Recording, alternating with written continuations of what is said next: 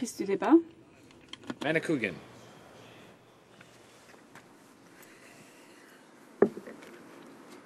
Monsieur le Président, la présente intervention s'inscrit dans la lignée de mes représentations précédentes et se veut initiatrice d'une réflexion portant sur la volonté réelle de protection et de mise en valeur de l'intérêt public par l'actuel gouvernement. Le projet de loi soumis à notre attention vise essentiellement la novation de l'actuelle loi sur le droit d'auteur.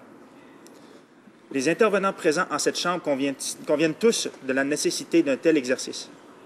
Les réalités technologiques et sociales sont, par définition, en évolution constante et il importe de disposer d'outils législatifs adaptés à la conjoncture mondiale contemporaine, impliquant un transfert continuel et massif d'informations par voie électronique. Il est admis de part et d'autre que la lettre de la loi sur le droit d'auteur se doit d'être modernisée, certes, mais le texte de loi proposé par les conservateurs fait abstraction de nombre d'éléments cruciaux, faisant en sorte que la solution proposée risque de s'avérer plus problématique et hasardeuse que réellement novatrice et fonctionnelle. L'opinion de nombre d'experts sur la question conteste sur certains points la légitimité même de l'adoption de telles dispositions par l'entité législative fédérale, puisque nombre de matières prévues au texte de loi projeté recoupent des attributs de compétences provinciales. L'exercice législatif se doit d'être empreint de considérations propres à la balance des avantages et inconvénients.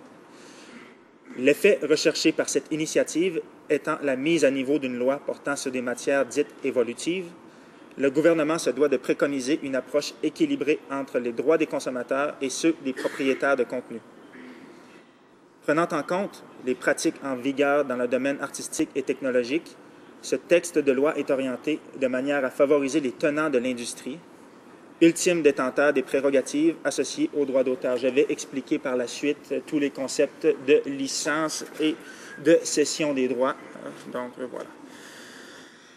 Les ententes liant le créateur d'une œuvre aux acteurs des industries des arts et de la culture au Canada font un usage systématique de clauses prévoyant l'octroi de licences ou carrément la cession des droits du créateur d'une œuvre au profit des tenants de l'industrie. En addition, les véritables gagnants du projet de loi C11 sont les grands studios de cinéma et les maisons de disques, et non les artistes et consommateurs canadiens. Étant moi-même issu d'une famille d'artistes, j'ai pu assister en première ligne aux conséquences déplorables liées à l'inégalité des forces qui est monnaie courante dans le milieu de la production artistique en son sens large. Afin d'illustrer ces propos, je verserai dans l'étude empirique en vous introduisant un exemple vécu par mon paternel. Lorsque je parle de mon paternel, bien entendu, c'est mon père et chanteur, compositeur, interprète, s'exprime presque essentiellement en Innu, natif de la communauté de Uashat, tout comme moi, a été appelé à se déplacer aux États-Unis au début des années 90 afin de faire la promotion de la culture et de procéder à des concerts. Au cours de son séjour aux États-Unis, il y a eu une fixation numérique de sa voix alors qu'il produisait des chants immémoriaux. Ça datait de plusieurs milliers d'années. Vous me direz, ça tombe dans le domaine public, mais bref, il y a eu une fixation électronique de sa voix. Et lorsqu'il est revenu au Canada, plusieurs années plus tard, il a été assez surpris d'entendre son enregistrement dans un film de grande envergure américaine qui avait été diffusé à plusieurs millions de copies. Et ça a été assez dur pour lui de comprendre comment son enregistrement a fini dans un film de la Columbia. Mais bref, c'est resté sans suite et il y a toujours un goût amer à la gorge lorsqu'il repense à cet événement. Ce lien avec le partage du savoir traditionnel aborigène, je vais parler de partage par la suite, je vais indiquer la façon traditionnelle de concevoir le partage de l'information. Le partage du savoir traditionnel aborigène n'est pas sans pertinence dans le cadre de l'analyse de la situation qui nous préoccupe. Bien que les nations aborigènes n'ont eu jusqu'ici qu'un recours limité aux lois canadiennes sur la propriété intellectuelle pour protéger leur création issue de leur tradition, il est admis que les copies non autorisées d'œuvres de groupes et de collectivités, l'appropriation de thèmes et images aborigènes, la violation du droit d'auteur des artistes, l'usage culturellement non approprié d'images et de styles autochtones par des créateurs non autochtones et l'appropriation exclusive de connaissances traditionnelles sans indemnisation sont matière courante au sein des communautés socialement dépourvues. Maintenant, lorsque je dis appropriation sans rétribution, c'est une référence directe à l'avancée pharmaceutique qui a découlé des connaissances traditionnelles que les aborigènes avaient sur le territoire. Quand je parle aborigène, on peut aller jusqu'en Nouvelle-Guinée, on peut aller jusqu'en Australie, mais ici, au Canada, on sait que l'industrie pharmaceutique et pharmacologique s'est inspirée des savoirs traditionnels sur l'usage millénaire des plantes qui étaient présentes sur le territoire et de là, aujourd'hui, la multitude de médicaments qui découlent de cette application directe. Donc, il y a une reconnaissance d'un certain sens de la contribution des Inuits et des aborigènes en général, mais très peu de brevets, à mon sens, ont été émis en faveur des nations aborigènes. Nul besoin de préciser que le texte de loi envisagé ne répond à aucune des considérations soulevées par les communautés aborigènes et mises en lumière dans l'étude intitulée « Connaissances traditionnelles autochtones et droits de propriété intellectuelle », une étude émanant de la Direction de recherche parlementaire du Parlement, commandée en 2004. Au surplus, le projet de loi de modernisation du droit d'auteur permettra qu'un tiers parti implémente un système de verrou numérique ayant préséance sur pratiquement tous les autres droits pouvant être exercés par les nations aborigènes eu égard à leurs œuvres ancestrales. Comme vous pouvez le constater, l'inégalité des forces observables au sein de l'industrie des arts donne lieu à des situations déplorables, réalités qui sont malheureusement éludées de la lettre du texte de loi projeté. Les mesures législatives entrevues ne feront qu'accentuer le désavantage soumis par l'artiste au profit de maisons de disques et de studios de cinéma disposant de moyens faramineux leur permettant d'implémenter un système de verrou numérique ayant préséance sur pratiquement tous les autres droits prévus à la loi. Au final, cette pratique permettra à l'industrie de protéger sa capacité décroissante de générer d'énormes profits. Lorsque j'indiquais tous les concepts de licence et de cession des droits, on sait que les gens dans l'industrie, et ce sont des clauses usuelles que l'on voit dans les contrats, c'est-à-dire que l'artiste qui n'est pas en position vraiment de discuter, puisque c'est un contrat d'adhésion le plus souvent qu'on lui fournit, il y a des clauses déjà. Cession, c'est un peu plus rare, je vous dirais, mais des licences explicites qui sont indiquées, et donc l'artiste est lié, ne détient que très peu de droits, sinon le droit moral sur l'usage au final que l'on fait de son œuvre, et n'est pas en position de force face à toute l'armada de juristes qui travaillent pour l'industrie. En conséquence, le gouvernement doit modifier les dispositions concernant les verrous numériques avant que ce projet de loi ne soit adopté. Cette mesure, outre son incidence néfaste sur l'expectative de revenus pour les artistes, accorde des pouvoirs démesurés aux détenteurs des droits, à savoir les acteurs d'une industrie déjà très bien nantie. Voilà. Questions and comments? Questions et commentaires? L'honorable député de Marc-Aurèle-Fortin. Bonjour, Monsieur le député. Et ma question est à mon confrère.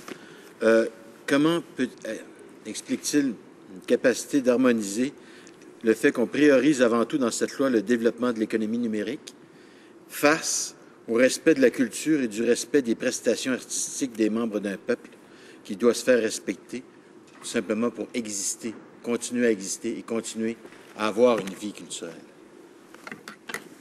Honorable député de Manicouagan. Je remercie mon confrère pour sa question et vous conviendrez avec moi que les considérations sociales sont très peu en vogue de l'autre côté de la Chambre et c'est une tangente que l'on va observer, à mon sens, pour les prochaines années, c'est-à-dire que les détenteurs du pouvoir monétaire et du pouvoir économique seront toujours priorisés bien avant d'autres considérations, que ce soit environnementales, culturelles ou sociales.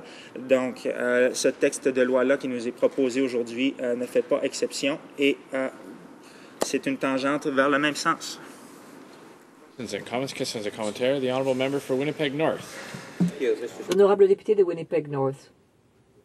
Monsieur le Président, j'apprécie les commentaires de mon collègue sur ce projet de loi. Il a souligné un domaine, il a envisagé la situation des artistes autochtones.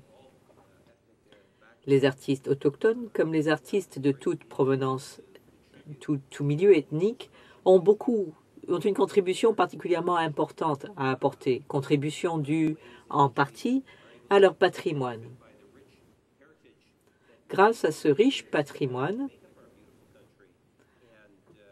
propre aux diverses collectivités qui constituent la mosaïque de notre pays, nous pouvons jouir de contributions importantes. Il conviendrait que le gouvernement encourage cet aspect du secteur. Ceci dit, le député pourrait-il faire une remarque de nature générale quant aux répercussions du projet de loi sur ce domaine?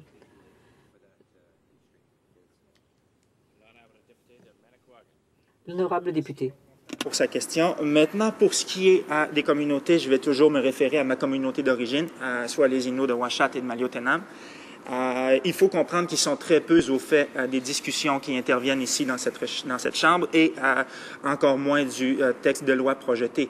Maintenant, il faut comprendre aussi que la communauté de laquelle je suis issu se méfie grandement et est assez hésitante à partager son information et sa culture pour des raisons qui sont assez évidentes aujourd'hui parce qu'il y a eu de la malversation et des excès.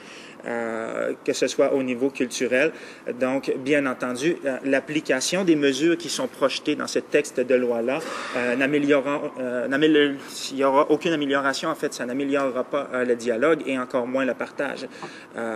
Puisqu'au final, c'est l'industrie qui va détenir la clé et qui va jouir de toutes les prérogatives. Et l'artiste en tant que tel sera mis de côté et sera un acteur bien secondaire. Voilà. Questions et commentaires. L'honorable député de BTB Bay James, Nunavut, AU. Merci, Monsieur le Président, et j'en profite pour remercier mon collègue de Manicouagan pour son excellente plaidoirie en cette Chambre. Ma question était similaire à celle qui a été posée par mon collègue qui m'a précédé. Les impacts, vous en avez parlé tout à l'heure, mais j'aimerais savoir, étant donné la situation spécifique des artistes autochtones, est-ce que ce projet de loi répond à cette situation spécifique ou parce que cette situation spécifique fait en sorte qu'on a encore oublié les artistes autochtones dans ce projet de loi, semble-t-il qu'on veut moderniser? Merci. L'honorable député de Manicouagan. Je remercie mon confrère pour sa question. Maintenant, le texte de loi ne fait aucunement mention des peuples aborigènes, contrairement à l'étude de 2004, qui provient pourtant du Parlement. C'est à se demander si des gens y ont prêté attention. Maintenant, il y avait des groupes aborigènes qui avaient fait valoir leurs prétentions et leurs considérations et lors de cette étude-là de 2004. Et visiblement, le texte de loi projeté et cette novation du texte de loi portant sur le droit d'auteur n'accordent que très peu d'importance, sinon aucune importance à la transmission et à la protection du savoir ancestral et à l'expression même de la culture orale, parce qu'on vient d'une culture qui est foncièrement orale, vous en conviendrez. Donc, c'est marginalisé comme ça l'est toujours été. Et voilà.